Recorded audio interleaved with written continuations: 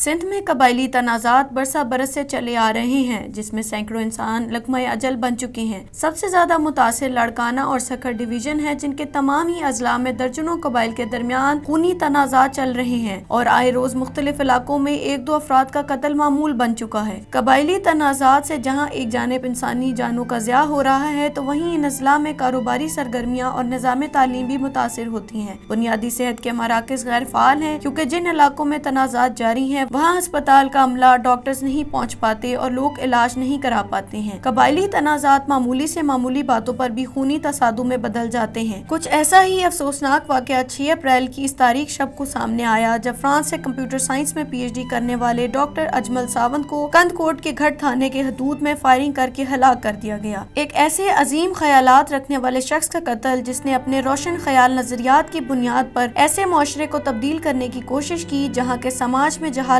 रस बस चुकी है। वो कहा करते थे कि मैंने जो इल्म सीखा उसकी रोशनी अपने इलाके और अपने लोगों में फैलाना चाहता हूँ। मैं सानवी सतह का तालिब इल्म हूँ। इन्हीं कपड़ों शलवार कमीजों में अंग्रेजों को फ्रेंच में पढ़ाया करता था। 1 घंटे के 30,000 रुपए पाकिस्तानी मिलते थे। फिर मैंने फैसला किया कि मैं अपने मुल्क जाकर अपनों को पढ़ाऊंगा। डॉक्टर अजमल जावन फ्रांस की यूनिवर्सिटी में पढ़ाते थे, जहाँ से वो कुछ अरसा कबल वतन वापस लौट आए थे। कंदकोट कश्मीर पुलिस डॉक्टर अजमल के कत्ल को कबायली तनाज़े का शाखसाना करार देती है। सावंत कबीले ने संदरानी कबीले के शख्स पर कारोकारी का इल्जाम आयद किया था। इसके बाद इसने कबायली तनाज़े की शक्ल इख्तियार कर ली, जिसमें एक औरत और अजमल सावंत समेत 7 अफराद हलाक हो चुके हैं। अजमल सावंत के बड़े भाई डॉक्टर तारिक सावंत बताते हैं कि इनके भाई अपनी आबाई जमीनें देखने गए और सुबह जब वापस आ रहे थे तो इन्हें रोककर हमला किया गया। इनका दावा है कि कोई कबायली या बरादरी तनाज़ा नहीं था। अजमल सावंत रात को 12 बजे कच्चे में अपनी जमीनें देखने गए थे। दूसरे रोज सुबह इनकी IBS सक्खर में क्लास थी। मकामी सहाफियों का दावा है कि वो जिस इलाके में गए थे वहाँ सावंत और संदरानी लोगों में तनाज़ा था। याद रहे कि सावंत कबीले का इससे पहले सब्जोई कबीले से तनाज़ा था, जो 2007 से 2017 तक जारी रहा। इस तनाज़े की वजह से जो पढ़े लिखे खानदान थे वो सक्खर मुंतकिल हो गए, जिनमें डॉक्टर अजमल सावंत का खानदान भी शामिल था। सावंत कबीले के मुसल्ला लोग डॉक्टर अजमल की लाश लेकर अस्पताल पहुँचे, जहाँ इनका पोस्टमार्टम किया गया। पुलिस की कच्चे के इलाके में मुल्जमान के खिलाफ कार्रवाई की वीडियो भी मंजर आम पर आई है, जिसमें नजर आता है कि बख्तरबंद गाड़ी मकानात मस्मार कर रही है। इस बारे में SSP इरफान समू का कहना है कि मुल्जमान के कच्चे घर इन पर दबाव डालने के लिए गिराए जाते हैं। कत्ल होने वाले डॉक्टर अजमल सावंत का ताल्लुक कंदकोट से था। उन्होंने कैडेट कॉलेज लाड़काना में अपनी इब्तदाई तालीम हासिल की। अदब से लगाव की वजह से वो वहाँ अदबी रसाले और सवेनियर मैगजीन के सब एडिटर रहे। Mehran university of engineering and technology Jamshoro से सॉफ्टवेयर इंजीनियरिंग में बैचलर ऑफ इंजीनियरिंग के बाद वो स्कॉलरशिप पर फ्रांस चले गए। 2011 में फ्रांस से कंप्यूटर साइंस में मास्टर्स किया। इसके बाद पेरिस की डिकॉर्टिस यूनिवर्सिटी से PhD की डिग्री हासिल की। इनकी पेशा वराना तहकीकाती दिलचस्पियों में wireless medical sensor networks, wireless body area networks, wireless sensor networks वगैरह शामिल हैं। वो यूनिवर्सिटी ऑफ डिकॉर्टिस पेरिस में रियाजी और कंप्यूटर साइंस की फैकल्टी में बतौर असिस्टेंट प्रोफेसर काम कर रहे थे। इसके अलावा पेरिस की सरकारी लेबोरेटरी में वायरलेस हेल्थ केयर सिस्टम्स और एप्लीकेशंस पर तहकीक से भी वाबस्ता रहे और एक रोज ये सब कुछ छोड़कर वतन पाकिस्तान लौट आए। सक्खर में उन्होंने IBA में मुलाजमत इख्तियार की, जहाँ वो कंप्यूटर साइंस फैकल्टी से वाबस्ता रहे। डॉक्टर अजमल सावंत कहा करते थे कि उन्होंने जो भी इल्म सीखा उसकी रोशनी अपने इलाके और अपने लोगों तक फैलाना चाहते हैं। IBA सक्खर का कंदकोट में कैंपस कायम होने की मंजूरी हो चुकी थी और अजमल साहब का ख्वाब पूरा होने के करीब ही था, लेकिन अफसोस कि वो अपने ख्वाब को हकीकी शक्ल में ना देख सके।